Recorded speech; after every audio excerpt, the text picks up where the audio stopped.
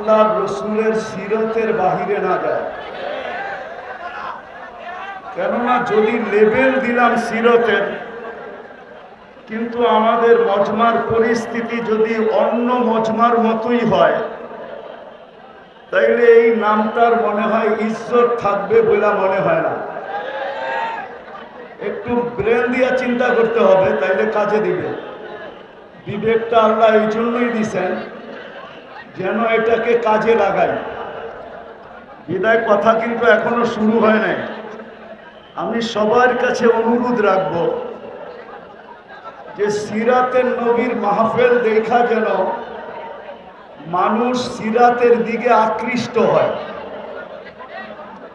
আমাদের বসা, আমাদের শোনা, আমাদের হাঁটা, আমাদের চলা, কেননা সিরাতুল নবী বলতে আল্লাহ রসুলের সিরাত আলোচনা হবে বা সিরাতের প্রয়োজনীয়তা কি, এটাকে আমাদের সামনে বক্তারা তুলে ধরবে।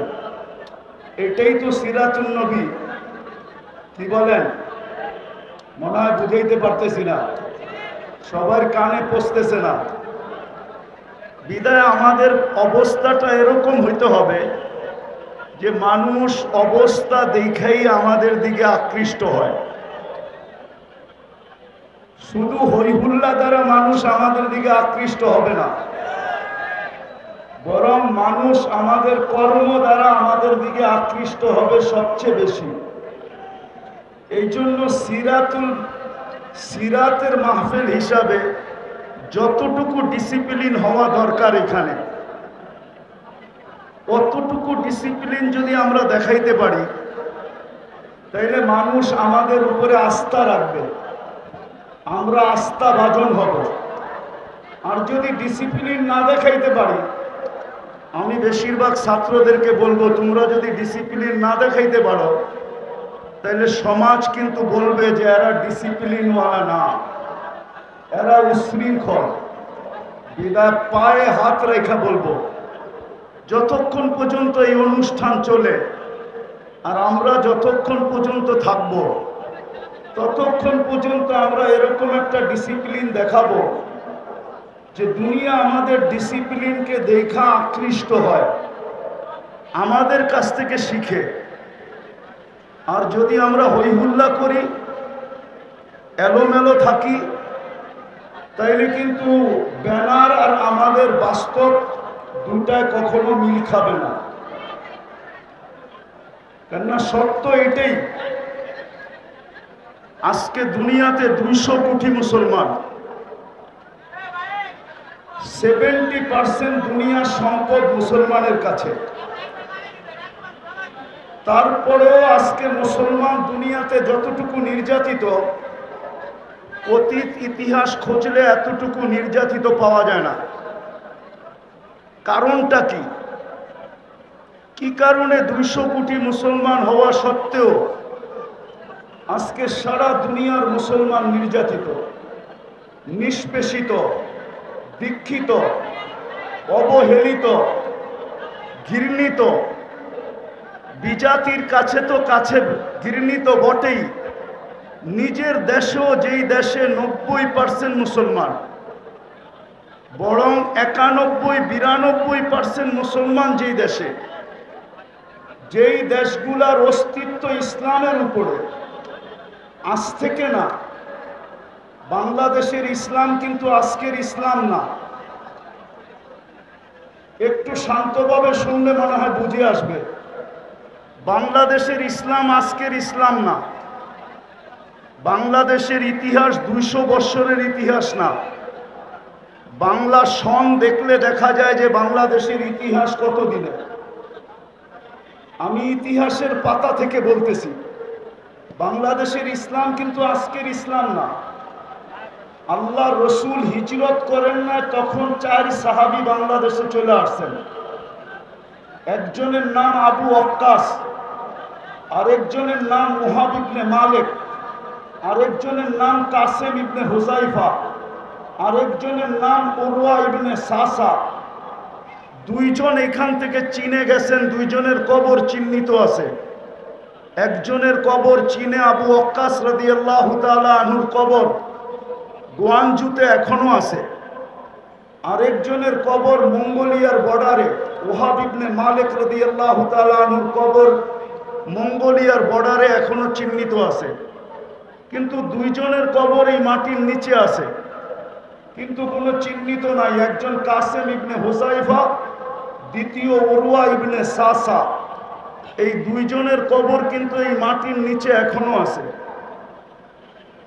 এই জন্য এই মাটির 1400 বছর আগের একটা ইতিহাস আছে, যেটা দুনিয়ার কোনো মাটির নাই। এই মাটির নিচে যতটুকু কোরবানি লুকায়িত আছে, ওই যুগে আল্লাহর রসুলের হিজরতের আগে হিজরত করে বাংলাদেশের মাটিতে আসা এই হিজরতের কোরবানি এই মাটির নিচে লুকায়িত আছে। আর যারা আসছেন এরা একজনও ফিরা যান না। শুধু একজনের ইতিহাস পাওয়া যায় তারিখে, চীনের ভিতরে। আবু ওয়াক্কাস রাদিয়াল্লাহু তাআলা আনহু 18 মাস চলার পরে, আমি উলামাদের মজলিসে বলতেছি, তাহকিক করে দেখেন, তারিখে চীনে লেখা আছে আবু ওয়াক্কাস রাদিয়াল্লাহু তাআলা আনহু যখন 18 মাস পায়দল চলার পরে মদিনা ফিরত যান, আর বাবে মদিনা দিয়া যখন ঢোকেন, তো সাহাবায়ে কেরামকে জিজ্ঞাসা করছিলেন আল্লাহর রসুল কিরকম আছেন। তো যাকে জিজ্ঞাসা করছে সে জবাব দিছিলেন, ইন্তাকালা রাসূলুল্লাহ ইলা জাওয়ারি রাহমাতিল্লাহ। আল্লাহর রসুল তো দুনিয়ার থেকে চলে গেছেন। তো আবু ওয়াক্কাস রাদিয়াল্লাহু তাআলা আনহুর মন কিরকম ভাঙ্গা ছিল, ওটা উনি আর আল্লাহ বলতে পারে, দুনিয়ার কোনো ভাষা এটা ব্যক্ত করতে পারে না। উনি মসজিদে নববীতে যে সালাম দিয়া যখন ঘুমায়া পড়ছেন, তো স্বপ্নে যুগে উনি দেখছেন যে আল্লাহর রসুল বলতেছিল, আবা ওয়াক্কাস মা বাআসতুকা লিতারজি। আবু ওয়াক্কাস, তোমাকে তো ফিরত আসার জন্য পাঠানো হয় নাই, তুমি ফিরত আসলে কেন? তো উনি ঘুমের থেকে উঠছেন, আবার উনি চীনের দিকে রওনা করছেন, যেইখানে আজকে ওনার কবর, যেইখানে ওনার আজকে কবর। আমি হয়তো 11 তারিখে ইনশাআল্লাহ 20 তারিখে পৌঁছবো ওইখানে, কেননা আজকে রাত্রেই আমার সফর আছে। ফিরতি পথে আমি চায়না হয়ে আসবো, গোয়াঞ্জু হয়ে আসবো। ওইখানে ওনার কবর আছে, উনি ফিরে আসছেন আর নিজের হাতে মসজিদ বানাইছেন। ওই মসজিদে এখনো ওনার হাতের লেখা খচিত আছে। মসজিদের নাম ছিল মসজিদ মুশতাক ইলার রাসূল। বাবার বিষয় কিন্তু মসজিদ মুশতাক ইলার রাসূল। আল্লাহর রসুলের জন্য পাগল প্রায় যেই ব্যক্তিরা, ওদের মসজিদ। তো যেটা বলতেছিলাম, আজকে 92% মুসলমান। তারপরও আমরা জানি আমাদের দেশে আমরা কতটুকু দীক্ষিত, কতটুকু বঞ্চিত, কতটুকু লাঞ্ছিত, কতটুকু আমরা অবহেলিত, কতটুকু আমরা নির্যাতিত।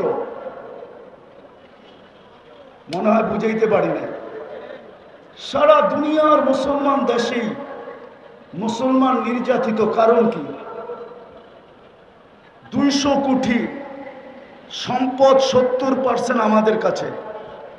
দুনিয়ার তেল বলেন মুসলমানের কাছে, দুনিয়ার গ্যাস বলেন মুসলমানের কাছে, দুনিয়ার সোনা বলেন মুসলমানের কাছে, দুনিয়ার সবচেয়ে বড় টাকা মুসলমানদের কাছে। মুসলমানের চেয়ে বড় টাকা দুনিয়ার কারো কাছে নেই। 4 থেকে 5টা দেশ যদি এক হয়, তাহলে সারা দুনিয়া এরা কিনতে পারে। এত বড় টাকা মুসলমানের কাছে। দুনিয়ার সবচেয়ে বড় টাকা কুয়েতের কাছে, দুনিয়ার সবচেয়ে বড় টাকা ওমানের কাছে, দুনিয়ার সবচেয়ে বড় টাকা বাহরাইনের কাছে, দুনিয়ার সবচেয়ে বড় টাকা ব্রুনাইয়ের কাছে। তারপরও মুসলমান ঘৃণিত, অবহেলিত কেন? আমার প্রশ্ন বলতে পারেন, কথা বলার ঢংও বলতে পারেন।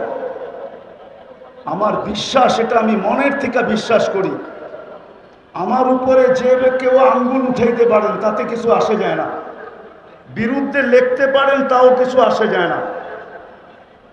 কিন্তু আমার মন বলে, আমার তাখায়ুল বলে, রাসূলুল্লাহ সাল্লাল্লাহু আলাইহি ওয়াসাল্লামের আদর্শের কারণে, যাকে আল্লাহ আদর্শ বানায় পাঠাইছেন।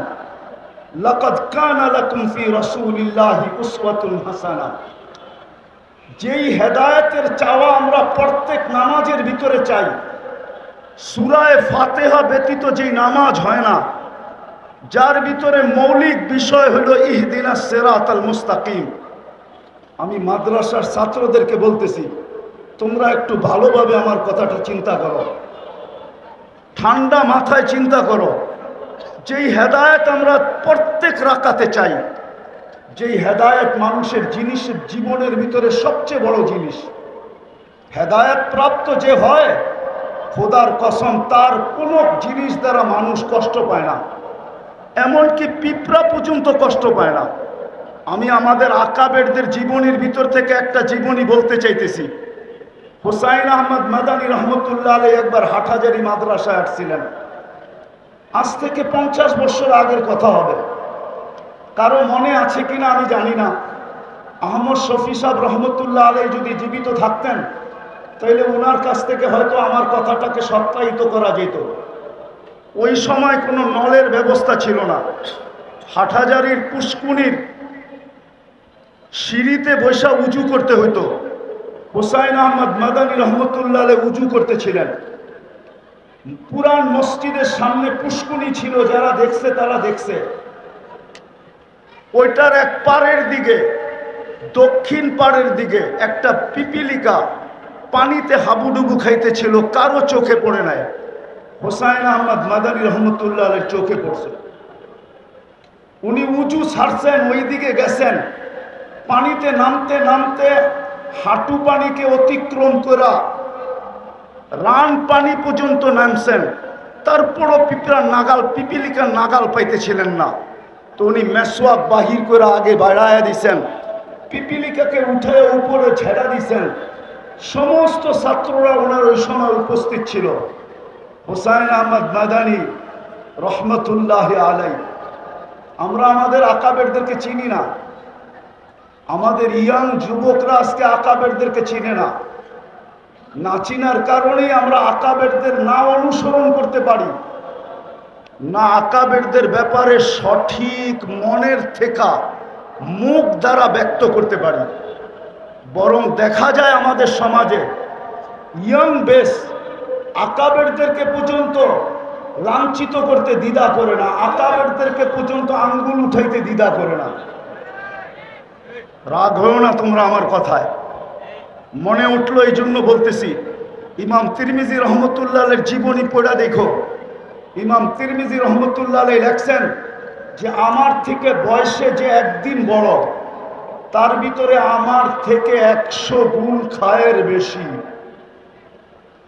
ওনাকে জিজ্ঞাসা করছে, আপনি এটা বলেন কি করে? বলছে, খায়রুল কুরুনি কারনি আমাকে বলে। আল্লাহর রসুলের জমানার যে যত কাছে হবে তার কাছে তত বেশি খায়। আমাদের আকাবেররা আমাদের আল্লাহর রসুলের জমানার কাছে ছিল, আমি জমানার থেকে আজকে দূরে। আমার মুরব্বী যে বসা আছে, উনি আল্লাহর রসুলের জমানার কাছে আমার থেকে। যদিও আমার দাড়ি পাকা, ওনার দাড়ি পাকা, কিন্তু বয়সে উনি আমার চেয়ে বড়। বিদায় আমি মনের থেকে বিশ্বাস করি ওনার ভিতরে আমার চেয়ে কোটি গুণ বেশি খায়ের রাখা আছে। তো যেটা বলতেছিলাম, হুসাইন আহমদ মাদানীকে জিজ্ঞাসা করছে, হযরত আমাদেরকে বললেই তো পারতেন। তো উনি জবাব দিছিলেন, হাকাদা উমিরনা, আল্লাহর আমর আমার দিকে ছিল। বিদায় পিপিলিকাকে বাঁচানো আমার দায়িত্ব ছিল, তোমাদের দায়িত্ব ছিল না। রসুলের আদর্শ তো আমাদেরকে এটাই শিখাইতেন। আজকে সারা দুনিয়ার মুসলমান 200 কোটি হওয়া সত্ত্বেও দুনিয়ায় বর্তমানে যত আলেম ওলামা আছে, 50 বছর পিছিয়ে গেলে এত আলেম ওলামা ছিল না। আজকে যত মাদারেস আছে, এত মাদারেস ছিল না। আজকে যত হেফজোখানা আছে, এত হেফজোখানা ছিল না। আজকে যত খোতাবা আছে, অতীতে এত খোতাবা ছিল না। কিন্তু আজকে যতটুক দুর্দশা, 50 বছর আগে আমাদের এরকম দুর্দশা ছিল না। কসম খোদার, আমার মুরব্বীরা আছে কিনা জানি না, কারণ বাজারের সভা ছিল, হযরত মাওলানা আব্দুল গফফার সাহেব রহমতুল্লাহ আলাইহি উনি কারণ বাজারের সভায় বয়ান করতেছিলেন। আমাদের রাষ্ট্রপতি এরশাদ সাহেব পাশে বসা ছিল, উনি তখন রাষ্ট্রপ্রধান।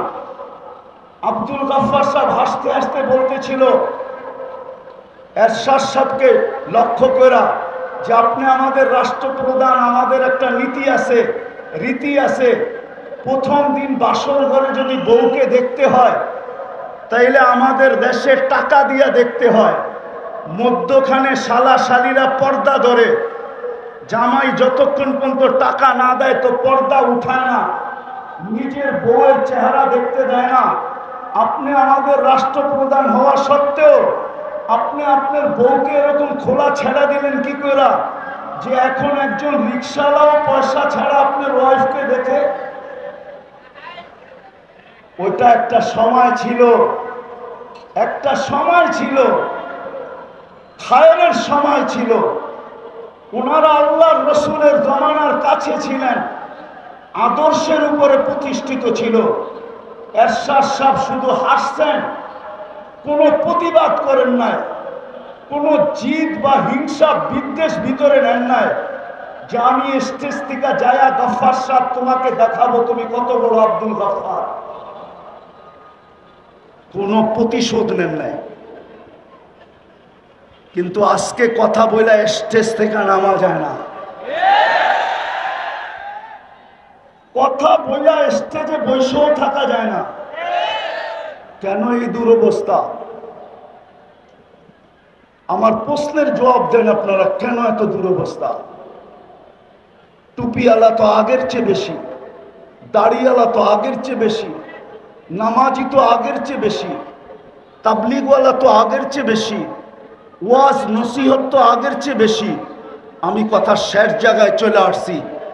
আজকে আমরা আল্লাহর রসুলের আদর্শকে শুধু একটা ব্যানারে আবদ্ধ করছি। সিরাত শুধু ব্যানারে আবদ্ধ আমাদের জীবনে না। আমরা সিরাতকে মানুষের সামনে তুলে ধরতে পারি নাই। রাগ হবেন না, পায়ে হাত রাখি। গত বৎসরও এখানে সিরাত মাহফিল ছিল, এর আগের বৎসরও ছিল, এর আগের বৎসরও ছিল, এই বৎসরও সিরাত মাহফিল আছে। কিন্তু আমি ওলামা তোলাবাদের পায়ে হাত রেখা বলবো, শুধু বৎসরে একটা সিরাত মাহফিল করার দ্বারা জাতির ভিতরে সিরতের আকর্ষণ আসবে না, বরং আমাদেরকে রবিউল আউয়াল মাস পুরাটা প্রত্যেক মহল্লায়, প্রত্যেক মসজিদে, প্রত্যেক গলিতে, প্রত্যেক এলাকায় সিরতের প্রয়োজনীয়তা যদি মানুষের সামনে তুলে ধরতে পারি, সিরতের উপকারিতা যদি মানুষের সামনে তুলে ধরতে পারি, যে সিরতের দ্বারা আল্লাহর রসুলের আদর্শ দ্বারা যদি আদর্শবান হই, তাইলে আমাদের সমাজটা কিরকম হবে এই চিত্রটা যদি আমরা তুলে ধরতে পারি, তাইলে খোদার কসম হইতে পারে আমাদের সমাজ এরকম হবে যে এই সমাজটা সারা দুনিয়ার ভিতরে মডেল হিসাবে রূপান্তরিত হবে। যদি সারা রমজানে যদি পুরা রমজানে ফাজাইলে রমজান পড়া হইতে পারে, হজের মাসে যদি পুরা মাস ফাজাইলে হজ পড়া হতে পারে, তাহলে রবিউল আউয়াল মাসে প্রত্যেক মসজিদে কেন সিরাতের কিতাব পড়া হয় না? আমরা সবাইকে সিরাতের কিতাব পড়তে বলি না কেন? সবচেয়ে ছোট একটা সিরাতের কিতাবও তো পড়তে বলতে পারি। সিরাতে খাতেমুল আম্বিয়া সবচেয়ে ছোট সিরাত, আমরা কেন আমাদের যুবকদেরকে উজ্জীবিত করতে পারি না? আমাদের যুবকরা সারা রাত্র নেটের ভিতরে থাকে, আনলিমিটেড সারা রাত্র ব্যয় করতে থাকে, অথচ অল্প একটু নেট খরচ হবে সিরাতে খাতেমুল আম্বিয়া পড়তে। আমরা কলেজের ছেলেদেরকে কেন হাতে পায়ে ধরে উদ্বুদ্ধ করতে পারি না? কেন স্কুলের ছেলেদেরকে পারি না? কেন ইউনিভার্সিটির ছেলে মেয়েদেরকে পারি না?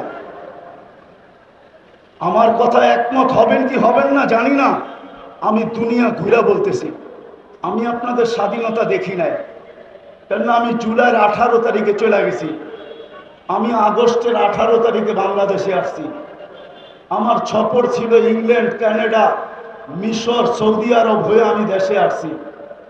আমাদের এখন সময় আসছে, আমাদের উচিত স্কুল কলেজ সর্বত্র আমাদের উচিত, বিশেষ করে ওলামা তোলাবাদের উচিত এই রবিউল আউয়াল মাসটাকে কেন্দ্র করে প্রত্যেক গলি গলি সিরতের প্রয়োজনীয়তা বয়ান করা, প্রত্যেক মসজিদে সিরতের তালিম করা, আল্লাহ রসুলের আদর্শ সর্বক্ষেত্রে ছাড়ার কারণে আজকে আমরা নিজের দেশেও লাঞ্ছিত, বিদেশে তো লাঞ্ছিত, অন্যের হাতে তো লাঞ্ছিত, আমরা নিজেদের হাতেও লাঞ্ছিত। আজকে আমরা সিরতকে ছেড়া দিছি, রসুলের আদর্শকে ছেড়া দিছি, এর জায়গার ভিতরে আমরা আবেগকে নিয়ে আসছি, অন্য কিছুকে নিয়ে আসছি, রসুলের আদর্শকে নিয়ে আসি নাই। আসেন, যেই রসুল 23টা বছর চোখের পানি ঝরায়া আল্লাহর কাছ থেকে আমাদেরকে, সমস্ত উম্মতের ভিতর থেকে আল্লাহর কাছ থেকে আমাদেরকে যা নিয়ে দিছেন, যেই মর্যাদা আমাদেরকে পাওয়ায়া দিছেন, এর চেয়ে বড় মর্যাদা কি হইতে পারে? যে রসুল আমাদেরকে পাওয়ায়া দিছেন।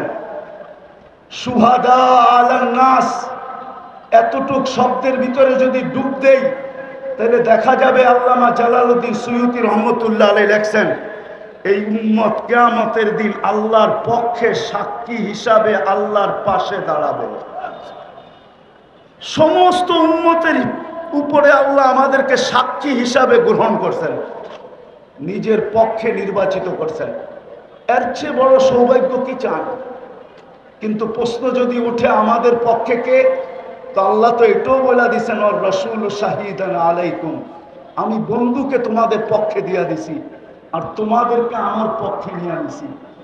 বিদায় আসেন আমরা আজকের এই মাহফিল থেকে অঙ্গীকার করি।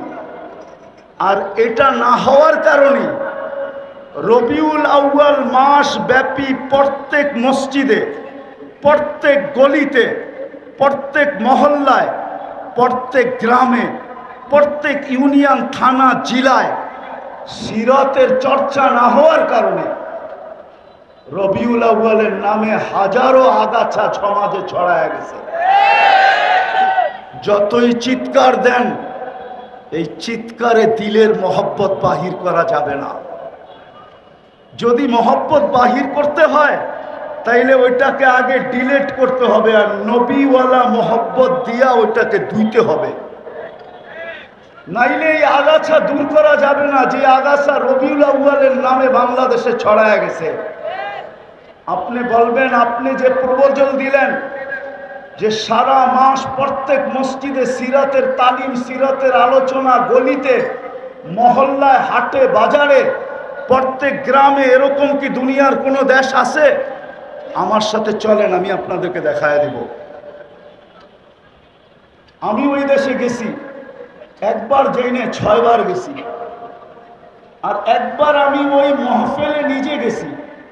আমার যাওয়ার কথা ছিল 1 সপ্তাহ পরে, আমাকে ওনারা চিঠি পাঠাইছেন, আমাদের এইখানে 1 মাস সুদানে সিরতের আলোচনা হয়, টানা 1 মাস, রবিউল আউয়ালের 1 থেকে নিয়ে 30 তারিখ পর্যন্ত। আপনি যখন আসবেন তো 1 সপ্তাহ আগে আসেন। আপনি আরবি না বলতে পারলেও ভাঙ্গা ভাঙ্গা যা বলতে পারেন, আমরা আপনার মুখ থেকে কিছু শুনতে চাই। এখনো আপনি সার্চ দিয়ে দেখতে পারেন, সুদানে 1 মাস সিরতের চর্চা হয়, সিরতের 1 মাস। আপনারা আর কয়জন? এক এক মজমায় 4 থেকে 5 লক্ষ লোক থাকে। চলেন, আমি ইয়ামান 4 বার গেছি। ইয়ামানে 1 তারিখ থেকে 30 তারিখ পর্যন্ত,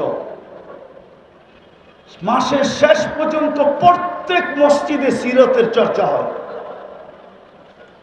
দুনিয়ায় আরো দেশ আছে, মরক্কো, জাজায়ের, টিউনিসিয়া, মরিতানিয়া, সারা মাস সিরতের চর্চা হয়। আজকে যদিও আমি আসার ছিলাম না, কিন্তু এমাদউদ্দিন সাহেবের বারবার ফোনের কারণে আসছি, আমি রাত্রি চলে যাব আমার সফর কোরিয়ায়। কিন্তু আমি আসছি আপনাদের কাছে শুধু এই দরখাস্তটা রাখার জন্য। আজকের এই মজলিস থেকে আমরা ওলামা তোলাবা অঙ্গীকার করি যে বাকি পুরা মাসটা আমরা আমাদের মসজিদের ভিতরে সিরতের চর্চা করব, সিরতের আলোচনা হবে, সিরতের তালিম হবে, আমাদের ঘরের ভিতরে হবে, আমাদের মসজিদে হবে, মহল্লায় হবে। বুঝাইতে চেষ্টা করেন, একদিনে দূর হবে না, ইনশাআল্লাহ হইতে পারে অচিরেই দেখা যাবে যে বাংলাদেশে রবিউল আউয়ালের নামে যেই সমস্ত আগাছা ছড়াইছে, আমরা যখন শুরু করব প্রত্যেক গলি গলি, প্রত্যেক মসজিদ মসজিদ, তাইলে আর এটাকে দূর করার জন্য অন্য কোনো জিনিস লাগবে না। আমাদের এই চেষ্টার মাধ্যমে ইনশাআল্লাহ এগুলা বাংলার জমিন থেকে দূর হয়ে যাবে। আর না হলে যতই চিৎকার দেই, চিৎকার আজ থেকে চলতেছে না, আমাদের সেই ছোটবেলার থেকে দেখতেছি চিৎকার। কিন্তু বলেন, জশ্নে জুলুসের মিছিল কি ছোট হয় না বড় হইতেছে? বলেন বলেন আমাকে, বড় হইতেছে না ছোট হইতেছে? ডিম আগে 1000 টাকা বিক্রি হইতো, এখন 5 লাখ টাকা বিক্রি হয়।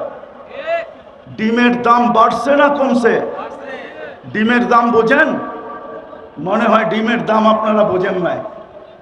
আপেলের দাম 1000 টাকা ছিল, এখন 1 লাখ টাকা হয়েছে। চিনেন আপেলের দাম? জানেন তো না আপেলের দাম? কিন্তু আমি তো ঠান্ডা মানুষ, এই জন্য আপনাদের চিৎকার ওঠে নাই। হ্যাঁ, নাইলে বাংলাদেশ ছাড়া ইম্পোর্টেড আইটেম হয় না। যার দেশের ভিতরে যার কোনো পরিচিতিই নাই, যাকে মহল্লায় পর্যন্ত কাউকে চিনে না, তার এলাকায় পর্যন্ত চিনে না, তার হাতের ছোঁয়ার ডিম বিক্রি হয় চিটাগাঙ্গে 5 লাখ টাকা। 5 লাখ টাকা। মনে হয় বুঝাইতে পারি না, মনে হয় বুঝাইতে পারি না। কি বুঝছেন? তৈয়ব শাহর হাতের ডিম, উনি তো নাই, ওনার ছেলের হাতের ছোঁয়া ডিম বিক্রি হয় লাখ লাখ টাকা। উনি পাকিস্তান থেকে ইম্পোর্টেড মাল। একটা আপেল বিক্রি হয় লাখ টাকা। বিশ্বাস হয় না? মনে হয় হয় না? না না, হয় না আপনাদের। আমার মতো গভীর জিনিস আপনারা জানেন না, শুধু উপরে উপরে জানেন। পানিতে ফু দিলে গ্লাস বোতল বিক্রি হয় লাখ টাকা, লাখ টাকা। অথচ যাকে নিজের মহল্লায় চিনি না, যার ছেলে সন্তানের জীবনে আল্লাহর রসুলের কোনো আদর্শ নাই, পারি না আমরা। আমরা শুধু চিৎকার দিতে পারছি, আমরা শুধু মাঠ গরম করতে পারছি। রসুলের আদর্শ আজকে বুলুণ্ঠিত, আমাদের জীবনে ঘৃণিত, দীক্ষিত, অবহেলিত, লাঞ্ছিত, বঞ্চিত। রসুলের আদর্শ প্রতিষ্ঠা করার জন্য, মানুষের জীবনে প্রতিফলিত করার জন্য আমরা, রাগ হয় না, আমি ইন্তেজামিয়ার বিরুদ্ধে বলতেছি না, আমরা বৎসরে একটা সিরাত মাহফিল আমরা রাসূলুল্লাহ সাল্লাল্লাহু আলাইহি ওয়াসাল্লামের হক আদায় করে দিছি। অথচ যে 24 ঘন্টায় 23 বৎসরে চোখের পানি কোনোদিন শুকায় নাই। কিতাব পড়া দেখেন, আগেও বলছি এখনো বলি, শুধু নেট কাটলে হবে না আর রাত্রে ফেসবুকে লিখলে হবে না। কিতাব পড়েন। আল্লাহর রসুলের 23 বৎসরে চোখের পানি শুকায় নাই। জিবরিল আর মিকাইল জিজ্ঞাসা করছে, মা জালা আরাকা তাবকি, আপনাকে যখনই দেখি কাঁদেন কেন? বলছে, উম্মতের জন্য চোখের পানি শুকায় না। ওলামাদের মজলিস হিসাবে বলতেছি, পড়েন আবুল সামরকান্দির কিতাব রহমতুল্লাহি আলাইহি। উনি লেখছেন, আমি লিখি নাই। উনি কিতাবে লেখছেন, আমি লিখি নাই। আমি বলতেছি, আপনি তালাশ করে সত্যায়িত প্রমাণ করেন। উনি লেখছে, আল্লাহ রসুল কবর থেকে উঠবে, ওহুয়া ইয়াবকি ওয়া ইয়াকুল, চোখে পানি নিয়ে উঠবে আর চিৎকার দিতে দিতে উঠবে, জিবরিল ময়দান তো খালি, আমার উম্মত কোথায়? ডাইনে দেখি উম্মত নাই, বামে দেখি উম্মত নাই। সামনে দেখি উম্মত নাই, পিছে দেখি উম্মত নাই। জিবরিল সান্ত্বনা দিবে, মা শাক্কাল আরদা আহাদুন ইল্লা আনতা, আপনি ব্যতীত জমিনের উপরে কাউকে উঠানো হয় নাই, উম্মত উঠে নাই। আপনি চিন্তিত হয়েন না, আপনি পেরেশান হয়েন না, উম্মত উঠে নাই, উম্মত হারায় যায় নাই, আপনার পরে উম্মত উঠবে। যেই উম্মতের মানুষ একটা ইউনিয়ন পরিষদের চেয়ার পাওয়ার জন্য মরতে রাজি, মারতে রাজি, বুকের তাজা রক্ত দিতে রাজি, সন্তানকে এতিম করতে রাজি, নববধূকে বিধবা করতে রাজি, ওই রসুল কিয়ামতের দিন সাল্লাল্লাহু আলাইহি ওয়াসাল্লাম মাকামে মাহমুদ পাবেন। কিন্তু ওলামা বলেও বসবেন কিনা? বলেন আপনারা বসবে কিনা মাকামে মাহমুদে গিয়া? বরং বুখারী রহমতুল্লাহ আলাইহি তো বলে হাত রেখা দাঁড়ায় থাকবে।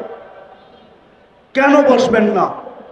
এত দামি চেয়ার, মাকামে মাহমুদ, যার উম্মত ইউনিয়ন পরিষদের চেয়ার পাওয়ার জন্য, কাউন্সিলরের চেয়ার পাওয়ার জন্য, ছোট একটা এলাকার নেতা হওয়ার জন্য, জান দেওয়ার জন্য তৈয়ার। আর উনি মাকামে মাহমুদে বসবেন না কেন? যে রসুল কিয়ামতের মাঠে বসবে না, বলবে আমি বসবো না, দুই কথা লেখা আছে, চেয়ার যদি আমাকে উড়ায়া জান্নাতে নেওয়া যায় তাহলে আমার উম্মতের কি হবে? দ্বিতীয়, আমি উম্মতের সাথে অঙ্গীকার করছি হাউজে কাউসারে সাক্ষাৎ করব। আমি অপেক্ষা করব উম্মত যেন হাউজে কাউসারে এসে অপেক্ষা না করে। তৃতীয় লেখছেন, আমি 3 জায়গায় ছুটতে থাকবো। আমি এই চেয়ারের মজা নিব তো নিব কখন? আমি তো হাউজে কাউসারে যায় পানি পান করাবো, মিজানে যায় দেখবো পাল্লা কিরকম, সামনে ঝুঁকে না পিছে ঝুঁকে। আমি তো পলসেরাতে ছুটে যাব, আমার উম্মত পার হইতে পারতেছে কি পারতেছে না। আমি তো ময়দানে চিৎকার দিতে থাকবো উম্মতি উম্মতি বইলা। যদিও নাকি সমস্ত নবী রসুল চিৎকার দিবে নফসি নফসি বইলা, আমি তো 3 জায়গায় চিৎকার দিতে থাকবো, ছুটবো আর দৌড়াবো আর বলবো উম্মতি উম্মতি। আমি এই চেয়ারের মজা নিব তো নিব কোথায়? ওই রসুল যিনি উম্মতের জন্য এতটুকু দিয়া গেছেন, বলেন আজকে তার আদর্শ শুধু দাড়িতেই নিবদ্ধ, শুধু টুপিতেই, শুধু পাগড়িতেই, শুধু একটা জুব্বাতেই, শুধু সকাল বিকাল জিকিরেই, শুধু দাওয়াতেই? ওই রসুল আদর্শ দিয়া গেছেন আমাদেরকে। আজকে মুসলমান ওই আদর্শের, আমি তো ফিলিস্তিনের জমিন 14 বছর আগে চইসা আসছি, 14 বছর। আপনি তো মিডিয়ায় দেখা চিৎকার দেন, আপনার সাথে আমার কোনো বিরোধ নাই, কিন্তু আমার মতো ওই জমিন চইসা দেখেন না আপনারা। আমি অহংকার করে বলতেছি না, আগে 99টা বলতাম, আজকে 102টা বলতেছি।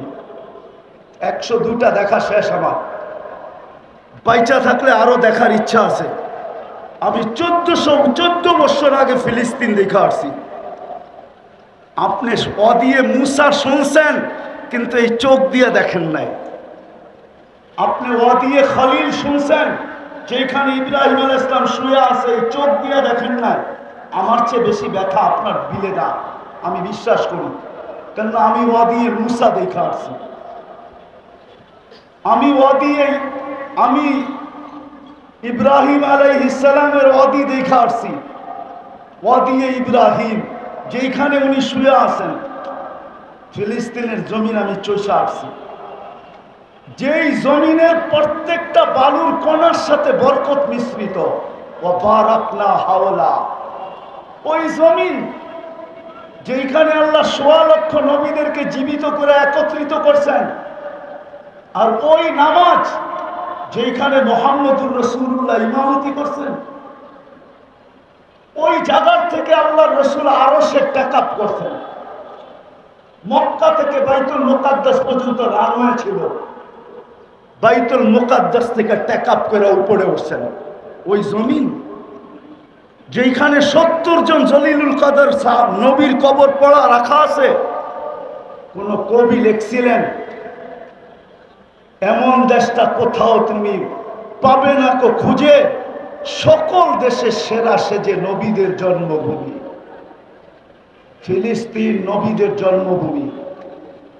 আপনি তো মিডিয়ায় দেখা চোখের পানি ঝরান, আমার এখানে ব্যথায় পড়া। আজকে 200 দিনের উপরে হলো, 40,000-এর উপরে মানুষ মারা গেল। ওরা প্রতিদিন 6 ওয়াক্ত নামাজ পড়ে, 5 ওয়াক্ত তো পড়েই পড়ে, আর প্রতিদিন 1 ওয়াক্ত জানাজার নামাজ পড়ে। গত রমজানের হেরেমের কান্না দেখা আমার বিশ্বাস হইতেছিল মনে হয় এইবার 1 ঈদ হবে না, 2 ঈদ হবে। বাইতুল মুকাদ্দাসের স্বাধীন, ফিলিস্তিনের স্বাধীনতার ঈদ হবে, আর রোজার ঈদুল ফিতর হবে। কেননা আমার এই ছোট জীবনে যতবার রমজানে গেছি, গত রমজানের মতো আইম্মাদের, হেরেমের ইমামদের কান্না আমি কখনো দেখি নাই, মুসল্লিদের কান্না কখনো দেখি নাই। 2 হেরেমের জমিন ভাসা গেছে কান্না। কিন্তু ভাবছিলাম দোয়া মনে হয় কবুল হবে। কিন্তু রমজান পার হইয়া, কোরবানি পার হয়ে আবার রমজান আসতে শুরু করলো, কিন্তু আজ পর্যন্ত দোয়া কবুলের কোনো চিহ্ন দেখতেছি না। মনে হয় ইব্রাহিম ইবনে আদহাম রহমতুল্লাহ আলাইহির কথা সত্য। ইব্রাহিম ইবনে আদহামকে জিজ্ঞাসা করছিল, ইব্রাহিম দোয়া তো করি, চোখের পানি তো ঝরে, কিন্তু কবুল হয় না কেন? তো ইব্রাহিম হাসি দিয়া বলছিল, তাসির রাসূল, আল্লাহর রসুলের আদর্শের নাফরমানি করবে আর ভাববে দোয়া কবুল হবে। দোয়া কবুল হওয়া তো দূরের কথা, তোমাদের দোয়া মাথার উপরে উঠে না। আমার কথা শেষ, পায়ে হাত দিয়া বলতেছি, আসেন আমরা এই রবিউল আউয়াল মাসটাকে কেন্দ্র করে প্রত্যেক মহল্লায় মহল্লায়, মসজিদে মসজিদে, গলিতে গলিতে, সর্ব জায়গায় ছড়ায়া যায় আমরা আল্লাহর রসুলের আদর্শকে বয়ান করি, আল্লাহর রসুলের সিরতের চর্চা এবং আলোচনা করি, মানুষকে উদ্বুদ্ধ করি যেন আল্লাহর রসুলের আদর্শের দিকে বাড়ে। এইভাবে যদি আমরা প্রত্যেক গলি গলি একটা পরিবেশ তৈরি করতে পারি, তাহলে আমার বিশ্বাস আমার জাতিকে আমি চিনি, 1400 বৎসরের তারিখ দিয়া চিনি। আমার জাতি ইনশাআল্লাহ একদিন জায়গা উঠবে, আর আমরা যা চাই এটা আওয়াজবিহীন আমার জাতি কাঁধে নিয়ে দাঁড়ায় যাবে। কেননা এই জাতি জুলুম বেশি দিন সহ্য করতে পারে না। এই জাতিকে আপনারা আধ্যাত্মিকভাবে চিনেন না। বাংলার জাতি আর এই মাটি আধ্যাত্মিকভাবে আপনারা চিনেন না। একটু ইঙ্গিত দিছিলাম আমি যে 1400 বৎসর আগের কোরবানি এখানে ঢুকানো আছে, কিন্তু আমাদেরকে একটু সজাগ হতে হবে। প্রত্যেক মসজিদ মসজিদ, মহল্লায় মহল্লায় আমার বিশ্বাস উলামায়ে কেরাম এইখান থেকে আজকে প্রোগ্রাম বানাবে যে আমরা ঢাকা শহরের একটা গলি রাখবো না, একটা মসজিদ রাখবো না, একটা ওয়ার্ড রাখবো না। আমরা সিরতের প্রোগ্রাম দরকার হলে ডেইলি 5টা 10টা করব। আর আলহামদুলিল্লাহ ঢাকা শহরে উলামায়ে কেরামের অভাব নেই। একদিনে 20টাও সামলাইতে পারবে, 50টাও সামলাইতে পারবে, 100টাও সামলাইতে পারবে। আমি আপনাদের কাছে হাত জোর করে বলতেছি, আসেন আমরা একটা বছর কইরা দেখি, তারপরে আমাদের এখানে পরিস্থিতি কি দাঁড়ায়। যদি কথা সত্য বলে থাকি তাহলে আল্লাহ যেন এটাকে কবুল করেন, আর যদি ভুল ত্রুটি হয়ে থাকে তাহলে আল্লাহর কাছে মাপ চাই, আল্লাহ যেন মাপ করেন। সবার কাছে দোয়া চাই, আল্লাহ যেন সুস্থ সবলভাবে আবার এই মাটিতে সফর শেষ করে আবার ফিরে নিয়ে আসেন। ওমা আলাইনা ইল্লাল বালাগ।